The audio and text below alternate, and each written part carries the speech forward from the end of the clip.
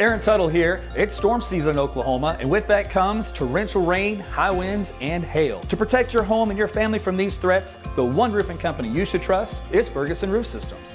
They've been providing the best in roofing services for nearly half a century. Ferguson is Oklahoma's full-service roofing company, certified with an A+ Better Business Bureau rating and a 5-star rating on Google. And with Ferguson now offering Class 4 impact-resistant shingles, now is the time to trust them with your home's roof. Get started today at FergusonRoofSystems.com.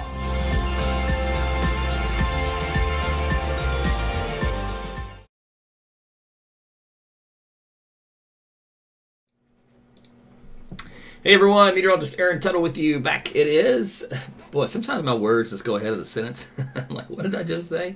Back with you again. It is 9:39 and we're a few minutes later than what I like to get on. Right around 9:30 is what I try to hit, but sometimes I'm just busy. As my wife says, #busy. So we'll use that tonight. Been watching some storms on radar, just kind of keeping a close eye on those. And we'll discuss that here in a minute. And we'll also show you the forecast through the weekend, how much rain we're going to get. And then there's already been a lot of talk about Monday in the storm chasing community. They're getting all excited about Monday. Some of you have already asked me about it, so we might take a little peek at that as well. So I'm glad you're here. Make sure you like and share the video. Tell your friends and family about AT's weather. It's all organic here. Nothing's paid. Reach. We've been doing this the old school method since the beginning of time. So it's back to 2010. So if you'd like to show some love in that regard, please do so. That way others can get the good word. Here's a look outside currently. And if we sit here long enough, we might see some lightning flashes. I'm looking over toward the Edmond area. There you go, just a little corner of the screen on the right side. You see a few little strikes of lightning kind of hit up the clouds. There you go. That's a nice little capture there. So watching these storms build across Edmond over the last couple of hours, there's a cold front basically stalled right over the metro, and that is what is doing it. Our temperature right now is a cool 66 degrees. Of course, a little bit on the muggy side because of the increase in humidity out there. If you take a look at the radar view, we do have a little broken line, I guess you'd call it, of some showers and thunderstorms here that stretches from around the Tulsa area. It's been raining in Tulsa here for about the last hour or so, all around Catoosa and Fair Oaks, all the way down the Turnpike here into the Oklahoma City metro area, all on the north side. So right now, believe it or not, there has been a severe thunderstorm warning up along the Turnpike around Chandler. Now that has since weakened below severe weather limits. So this is actually set to expire here in a couple of minutes. Now if you look to the south and west of it, this is the one. This is now has hail up to around golf ball size. Moving along the Turnpike as well, kind of an easterly fashion. If you look here and you go, Aaron, doesn't that look like a hook echo? Yeah, just about. Believe it or not, the one up here actually had a little bit of a hook echo. But again, not all hook echoes produce tornadoes.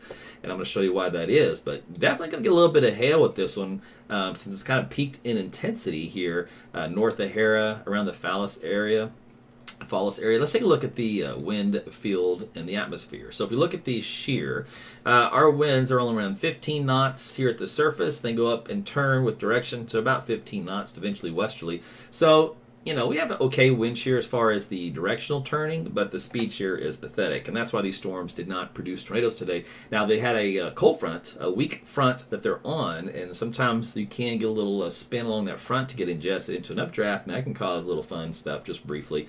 Very weak, but that did not, at least it did not appear to have happened today across this area of the I-44 corridor, so far anyway. Of course, now it's nighttime, so it'd be hard to see. I'm going to do a little zip on into that little storm, just because I'm curious what it looks like aloft. Probability of a tornado, by the way, is at 0%, in case you were wondering. That's about as low as you can go. But what it is doing is a pretty decent storm as far as height. It's about around 45,000 feet. And this little pink area indicates it's got a pretty decent hail core being held aloft. So it's got a pretty decent updraft here being held up around 20,000 feet. Now it will eventually come down, and that's what has the golf ball size hail in it. So, heads up out there across the northeast part of the metro. This, like we said, is kind of moving to the east with a drift to the south. So kind of a right along that frontal boundary. So there's kind of a look at it as it's been working its way slowly into your direction if you live out here in this part of the state. Other areas of the state, let me close that, indicate things fairly quiet. So if you don't notice, a couple of showers maybe northwest and Oh, a few down here on Cromwell. There's some out in eastern Oklahoma, Chakotah. But other than that, things kind of quiet.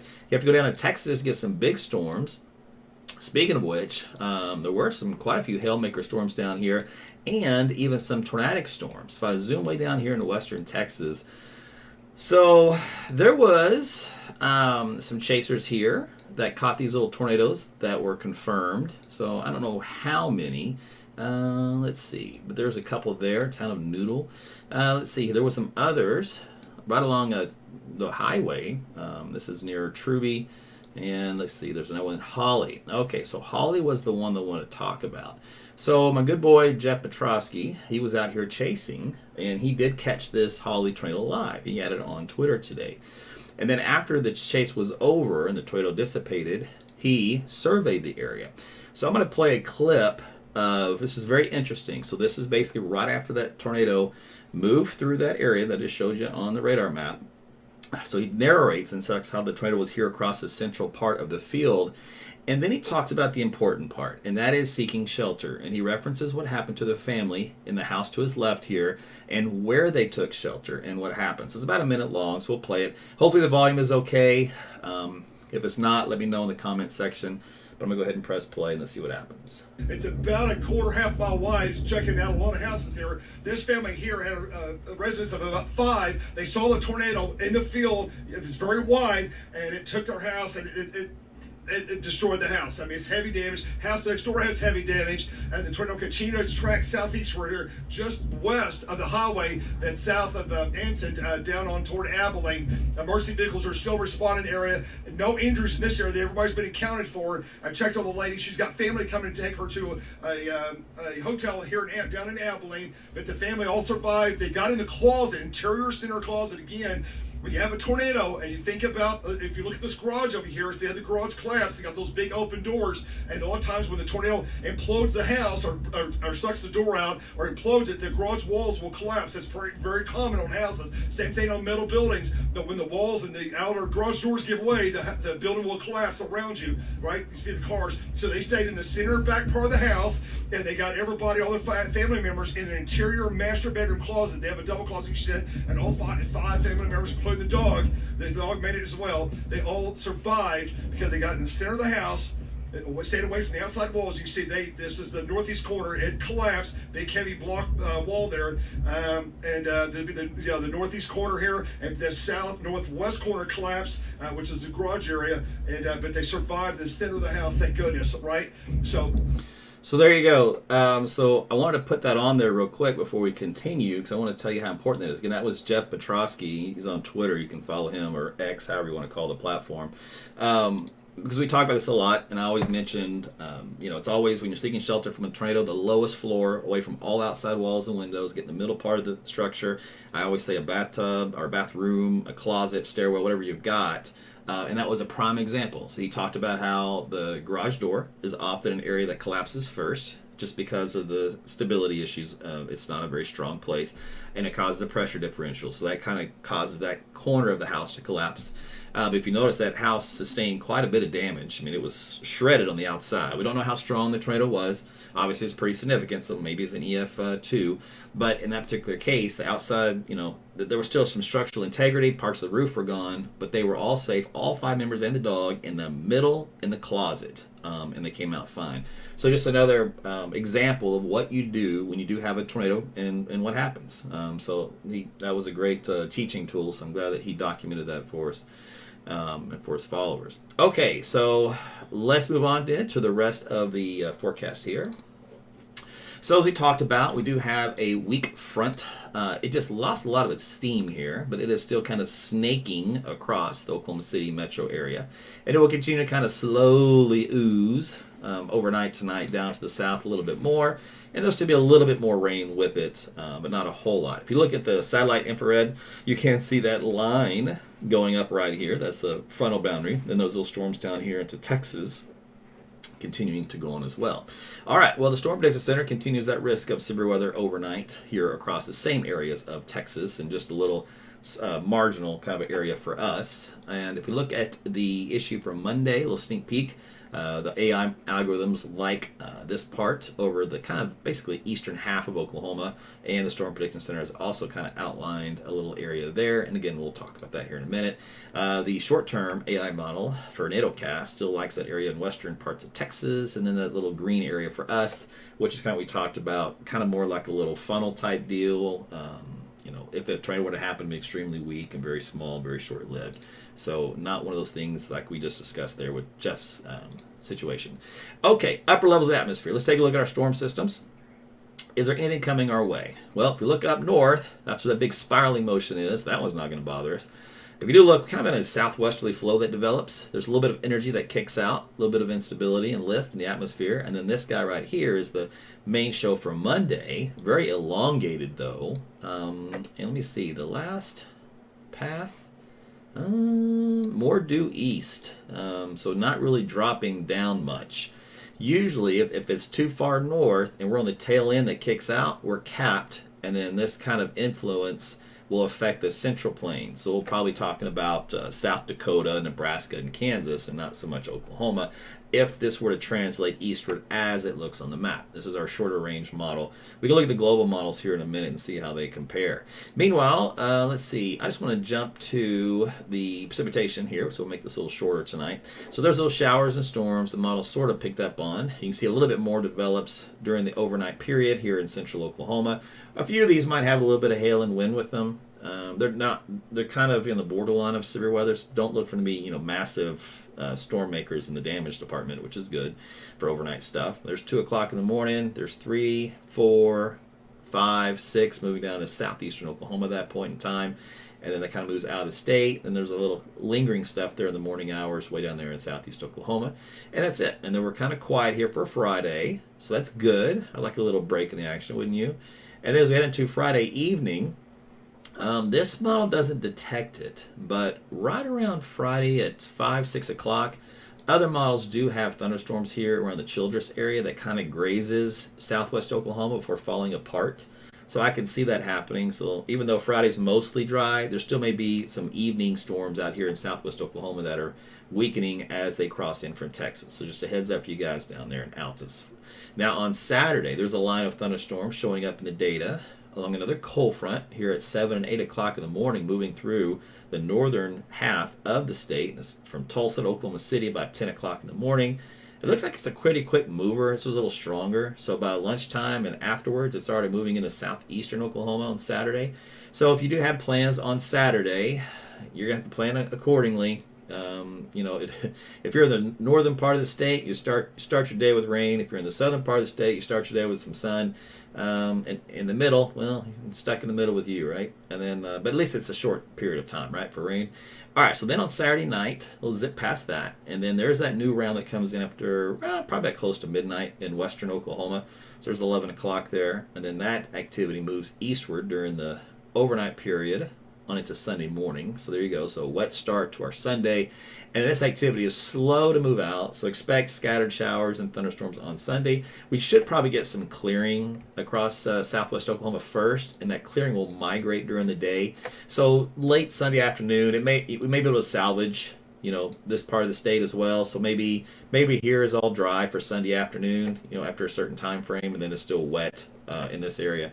So plan according as far as your weekend plans on Saturday and Sunday. If we look at, let's see, the European model also kind of the same thing. There's our Saturday stuff that comes in, and then here's Saturday night stuff there, and then here's Sunday morning stuff. So very similar kind of look, and then it moves on out. And then Monday, didn't come up on this model. It's all right. We'll go to the next one because I think I have that here loaded up. Rainfall amounts through the weekend. We do get some pretty decent storms that move through. You can pick up a quick inch or two, no problem. So there's a lot of 1 to 2 inch rainfall amounts pretty much all over the state. So that's some more beneficial rain. Of course, those that got some flooding, you may not want it, but for the other states or other areas, obviously you would. All right, here's a look at some data for Monday. Remember, it's way early. It is beyond the 48-hour rule. And Aaron, you asked me, Aaron, why do you always use a 48-hour rule for tornadoes? Well, because it's important. because our data's not that good. And anyone that tells you it is, they're lies. So because what happens is we have to sample the balloon network really well of those storms, and they usually don't come into the coast until about that time. And the satellites and stuff that infer a lot of things, they're good, but they're not great. So there's still a lot of error there. So I prefer to eliminate the error before you start promising, because nobody wants to overpromise and underdeliver. So if you're going to speak tornadoes, you're going to speaketh, you better be, providingeth. And I don't want to sit there and just talk a bunch of nonsense for days on end, and then all of a sudden nothing happens. I'm not putting my hat in that category. Others do. I don't. So I wait because I know what the science is limited to, and I'm not better than science that isn't there. I'm not going to make stuff up. I don't have a fortune-telling, crystal ball right here that goes out in that type of an event. So I just wait, and we play it by ear, and we go day by day, and as the data comes in, we talk about it and look at it. So let's talk about it for Monday rather. So if we just look at the GFS model, this is the American model. And we'll see what it says. And for right now, it has a dry line that looks like it is centered right about the I-35 corridor, maybe a little west by 7 o'clock. All right, now that is a little east. Okay, that's a little east than what they usually set up as. Out ahead of it, we have a southwest wind. Okay, so we do not have convergence from a southeast wind. So I will tell you all the ingredients. So I'm not going to hide anything, so I'll tell you stuff that doesn't look good for favorable for tornadoes. This is not a favorable pattern here for tornadoes. It's a sheared environment. The winds are veered. So in a veered, that's the word I'm looking for, environment that doesn't allow a lot of rotation for those thunderstorms. Even though the winds are strong, you don't have a lot of directional shear. You have speed shear, but without direction, who cares? So we'll see if this changes, but that right now is not a favorable surface pattern for a lot of tornadoes. Let's look aloft in the upper levels. Now the 300 millibar jet. So we basically have a jet that comes in and then exhausts up to the north, and this is kind of a secondary wave, and it's in the quadrant that we would want it for if you do want explosive thunderstorm development. So we do have that going in our favor. If we look at the 500 millibar flow, we also have a nice speed max that comes in from the two jets combining, and that's also jets combining also is kind of a big deal in the weather world, so that is a favorable outcome. At 700 millibars, we've got plenty of shear there, and also at 850, and then finally at 925. And you can see kind of the hint to the fact that the dry line is pushing in. So again, this kind of favors mostly the eastern half of the state, which is kind of what the AI models are looking at and the Storm Prediction Center for now. Now keep in mind, this far out, this can shift all the way back out here to western Oklahoma. And it can go east too, but odds are it'll probably shift west. And I'm going to compare the placement of that upper level low here in a minute. But let's look at a couple other parameters before I do that. Let's just assume that, this is the gospel and it's not changing. Looks like we have a little bit of an upper level trough axis that comes in here at 500 millibars, slight negative tilt to it. Let's see, at the vertical velocity. So it looks like it already had storms go through early, and they're already moving east. Here's what's left of the dry line.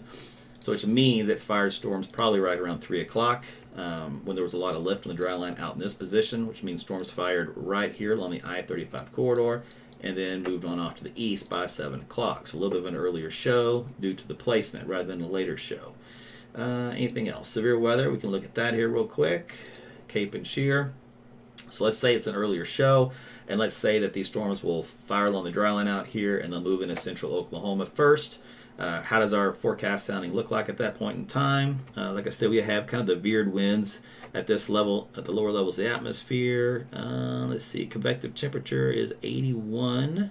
So we still might have a little bit of a cap to overcome. And if we can't overcome it, well, we get no storms. So, and honestly, the lower couple kilometers here of shear are only like 93. It's pretty anemic. So in other words, the directional shear is missing. So even though it has a possible hazard type of tornado, it's on the very lowest end of strength scale because of that. So again, it's not perfect or ideal. It's got some big hail markers, 2.6. So it could be just some hailstorms. The ones that do form do break the cap. But anyway, so that's some of the ingredients that we have for Monday. If I were to look at the LCL heights, if they were to start to develop, they'd be high based at first, but then they should be lower based here in this area. And let's see what else. And it's funny is I can go into all this detail, and if it changes again tomorrow and changes again on Saturday, it's kind of like, why bother? But I get it. Some people just want to know. So let's take a look at the placement of the upper level low. And let me go to the national view. We'll just compare apples to apples. So let's just see how this one is doing compared to the NAM that just came in. Because I have a feeling that they're nowhere close. All right. And of course, the new model run for this one won't come in until about another, let's see what time is it, about another 30 minutes. And ain't nobody got time for that. So let's just go and compare. I'll zip this on over. So we'll get the NAM at that point in time. Okay, and let's compare here. So in the NAM, we have our upper level low, basically in this position. If we look at the GFS, it had the low way down here in this position. Now, I got to tell you, that's way different. Now, let me back this up. Let me be fair, because this is another 12 hours ahead of time. So let's go ahead and almost 12 hours. Let's just go apples to apples. Like I said, I don't want to, mislead you. Okay, so here's where the NAM has the low, and then at the point, the GFS, it also had the low in that same position, but it had so much energy on this configuration for this trough axis that it actually wants to form a secondary low down here and leave this one alone. Let's see what it does on the NAM. The NAM is a little behind, still has a lot of lift on this bottom part of the trough. Doesn't quite have the same configuration, so it'll be interesting to see what happens.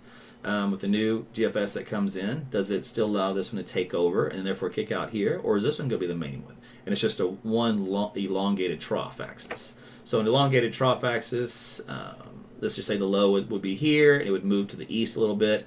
So this elongated trough axis basically just swings out ahead of it, and you still keep your main low. Now when that happens, like I said before, most of your lift in that case is in this quadrant. So that means we typically would stay capped and not much would happen down here because we're too far removed from the source of the colder air that moves in and the lift and the shear and all that stuff. But we'll see. That's what I'm saying. We're a little early. This is only, what is today, Thursday. So honestly, I think Saturday is probably the best day to really start getting some good data for this. We might have some trends starting to show up on Friday. But Saturday's really the first day the window opens up to get some decent views. Let's see here. Let me do this. Let's just compare other models for that time frame, and we'll see how they look. So there's we'll ignore that one. So there's the European, and matter of fact, I'm going to put the little low on the map for all of them. Okay, so there's the European there. The Canadian also. Okay. The GFS, like I said, is a little there, and then a new one down here. It's AI Brother, which has stunk so far this spring. I don't even want anyone to use it, but it's in the middle. Icon, also the German model, is down here in this cluster. The NAM is back here in this cluster. And UK Met, where'd it go? UK Met is back here in this cluster. So at least they're all clustered initially on Monday morning. And then after that, they're probably going to diverge pretty good. So let's just say, let's fast forward and then see where they go from our little cluster. Okay, so we'll start with the European model. It moved due east. Remember, it was all here, so basically just moved east here. That's more likely than what the GFS had, but we'll see. The Canadian model also had it up here. GFS, like I said, just went nuts down here and left the other one back up here. I guess I'll put it here. Graphics cast for GFS is at least with the other ones. Icon model is basically where the other ones are, and the UK Met tries to actually do what the GFS did, but a little slow. It's way down here. Interesting. So we'll see what happens. It's a little too murky as far as exact placement, but there will be some storms that do come out of this, and there will be some severe weather. And in the northern plains, central plains, you usually have to deal with the cap too much. It's something here for the southern plains. It's basically for Texas and Oklahoma, sometimes Kansas. But in these type of setups, though, that's usually not a problem when you're in the path of the best lift. So let's just assume the European is correct. This is for the evening hours. Then, like we said, our favored zone of severe weather is still basically in the same area here, like so. And we'll see how it goes. I will do this. I will look at the base of the trough Monday morning, see if we can't get a hint as to why they want to split this in different ways. At 300 millibars, we'll see how the wind looks. Okay, so on the American model, when you have a very strong jet core that comes in, what it'll do is a lot of times it'll dig and then kind of help to force the upper level low. Whereas if some of these winds are a little weaker, it'll just shove the upper level low east. So looks like the American model probably wants to take this jet core and even a little bit of this one and try to dig it some. Let's see what the Canadian model, it's much weaker in this area. So it's kind of just going to nudge it east, looks like. It does have a jet core, but it's way out here by this point. European, it actually has a pretty good jet core here, but the configuration is a little different, but it should dig it some. Let's see, didn't have as much of a strong jet offshore. The NAM, kind of like the European, and UK Met also like the European. So those are very similar, UK Met, European, and the NAM. Let me go into the evening time. Let's see how that jet kicked through. So for the European, it never really had, the strong jet never really came on shore, kind of stopped short. Therefore, it didn't really dig it too much. So just kind of nudged it. And then the GFS, there's that big elongated jet that it had along with the other one that moved through. So that's probably why it dug it a little bit differently. So the GFS right now is an outlier on the configuration. And at this point in time, honestly, what you really have to do is you have to go look at the ensembles to see where their placement is, because they do an average blend of the different runs. They just nudge it different directions. So for Monday afternoon, because we're looking at the operational models, which is basically like your best pick of the litter typically. Let's see here. Let's go to the European, or what is this one? Canadian. So it's for midday. Okay. The European also same spot, and the GFS, believe it or not, still struggling. Still kind of has it up here. It still has that weird look to it down here, but it's an elongated trough. Let's go to the full 102 hours, and we'll see what it does. So the European just moves it east. Canadian also moves it east, and the GFS loses this nonsense and keeps it up here.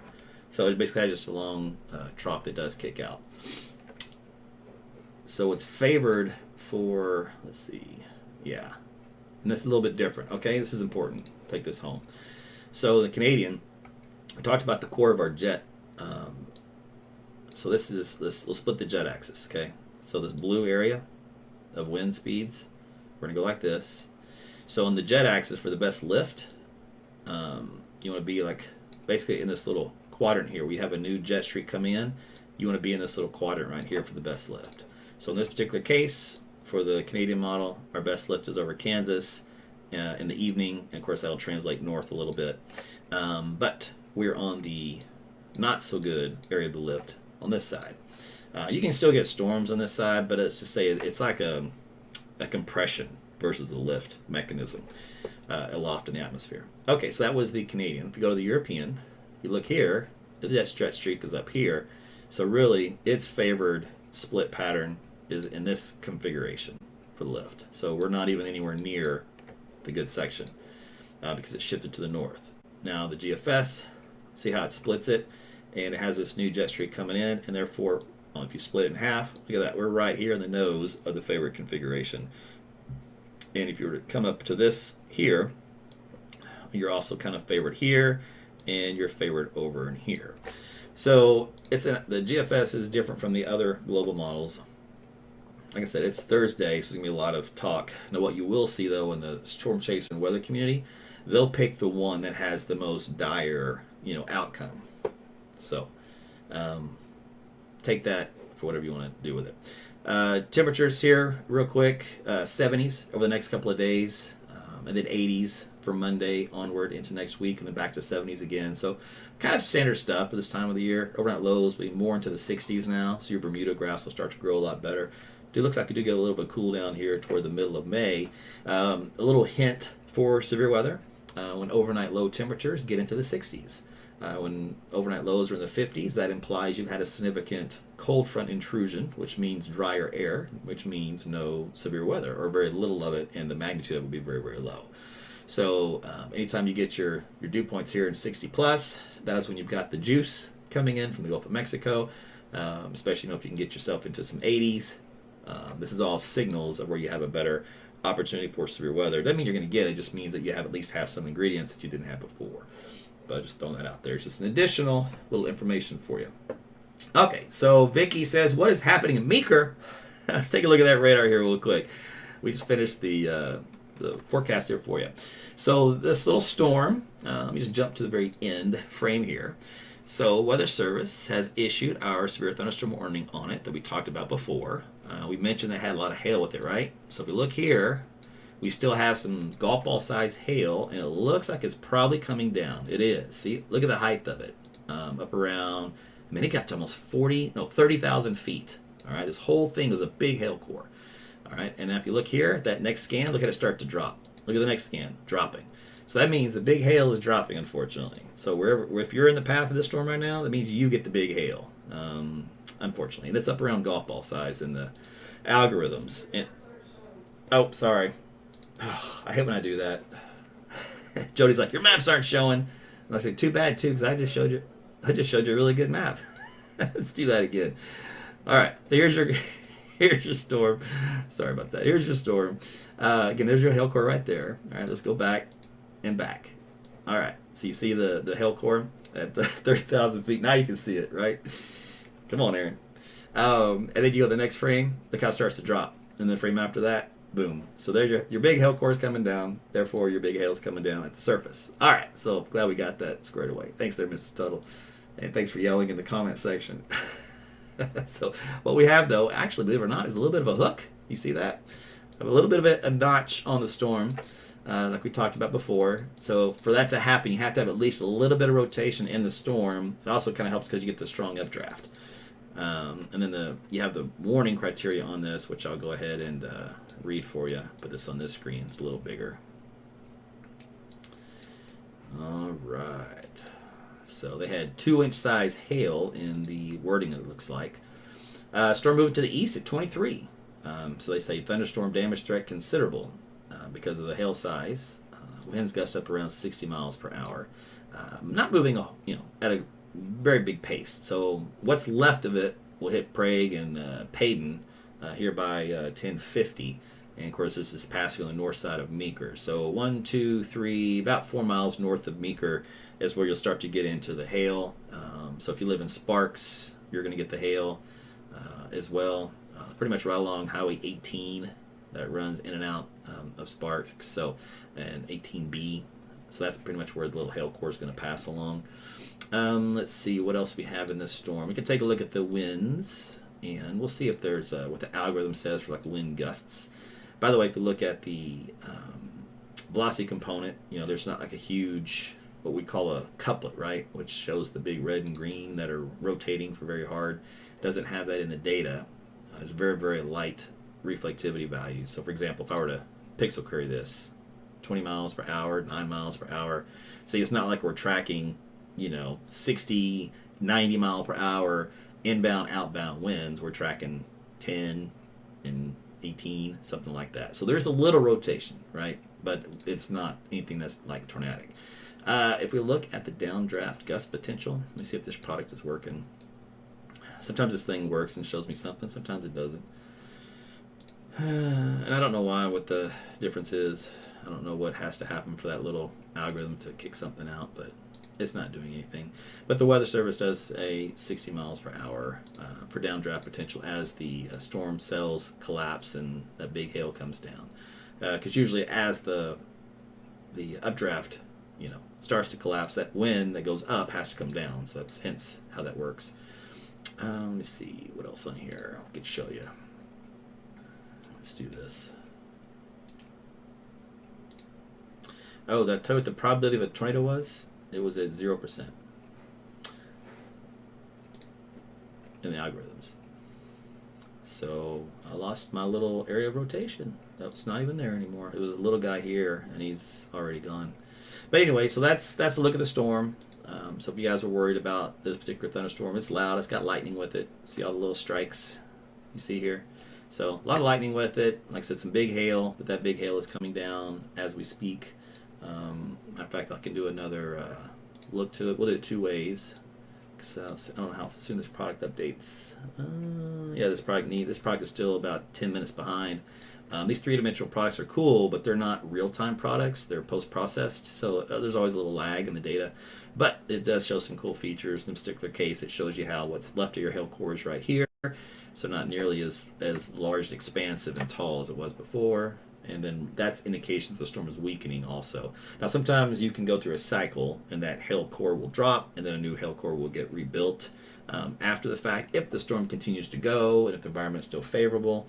The model data had this environment still going for a little while. Now, whether or not it's going to have that kind of hail with it anymore, that may have been it. That may have been left over from the daytime heating in the front. Who knows? So it may try to cycle one more time. But it looks a little smaller and weaker to me than it has over the last hour. So that's the difference there. This was the other thing I wanted to do. Let's see here. See if I can get this to work. Here's another way to view the hail. We just do a 2-dimensional slice, right? So this can also show you the hail core up around 20,000 feet. It's kind of neat.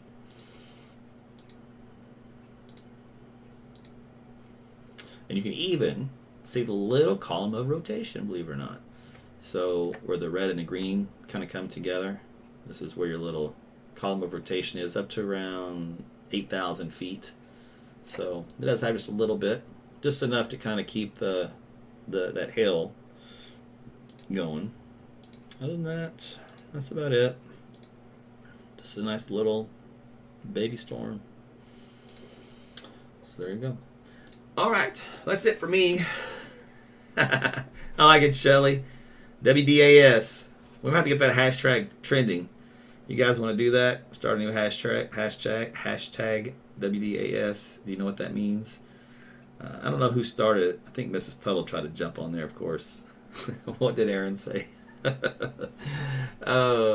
it's good, though. It means you have a good reputation, right? If somebody says a bunch of nonsense, what did Aaron say? Oh, he didn't say no nonsense. Or, yeah, he said nonsense. To back it up. Let me see here. I'm going to read something. Weather Service. So Weather Service said more development overnight, like the models had indicated. Severe weather concern is expected to remain low due to relatively weak wind shear currently analyzed across the area. So we discussed that as well when we started our broadcast. Okay, so that's it for me. I want to thank you again for stopping by tonight. It's 12:15. It's time for me to get ready for work tomorrow, and I'm sure for you as well. And hope you have a good rest of your evening and a great Friday and a really great weekend. Just, keep a weather app handy. You're going to use the radar to kind of, plan your dry spots across the state, wherever you are. It's called AT's Weather to Go. It's free on Apple, Google Play.